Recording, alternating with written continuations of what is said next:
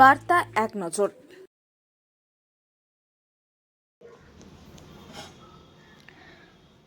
আক্রান্ত বিজেপি নেতাকে উপহার স্বরূপ ইলেকট্রিক স্কুটি প্রদান বিজেপির নেতা নিশীথ প্রামাণিকের। দিনহাটার নাজিরহাট ২ নম্বর গ্রাম পঞ্চায়েতে আক্রান্ত বিজেপি সদস্যকে ইলেকট্রিক স্কুটি উপহার দিলেন বিজেপির নেতা প্রাক্তন মন্ত্রী নিশীথ প্রামাণিক।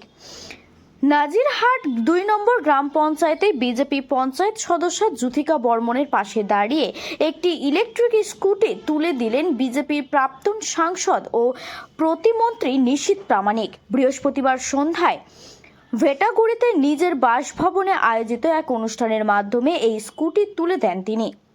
কয়েক মাস আগে নাজিরহাট ২ নম্বর গ্রাম পঞ্চায়েতের ৭/৩০ নম্বর বুথের বিজেপি সদস্যা জ্যোতিকা বর্মনের বাড়িতে ভাঙচুর ও লুটপাটের ঘটনা ঘটে।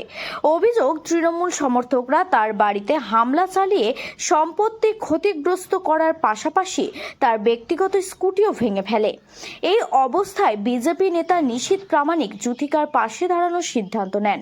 তিনি বলেন, আমাদের কর্মীর ওপর হামলা কোনোভাবেই মেনে নেওয়া যায় না।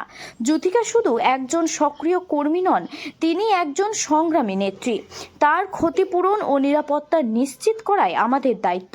জ্যোতিকা বর্মনের সাহায্যের জন্য কৃতজ্ঞতা জানিয়ে বলেন, আমার পরিবার ও আমি এই সমর্থন কখনো ভুলব না। নিশীথ তার মতো নেতা থাকা আজ আমি আবারও কাজে ফিরতে পারবো। তার জন্য আমার যে যাতায়াতের একটা স্কুটি ছিল সেটা ভাঙচুর করছে। তা আমি দাদার কাছে, দাদা এতদিন ছিল না, দিল্লিতে ছিল, কালকে বাড়িতে আসছি। দাদা বললো তুমি কালকে আসো, আমি গাড়িতে দিয়ে দেবো। ওই জন্য গাড়িটা আজকে আমার হাতে দাদা তুলে দিল। এছাড়া পার্টি অফিস থেকে ৫৫,০০০ টাকা ক্ষতিপূরণ হিসেবে দেওয়া হয়েছে। হ্যাঁ।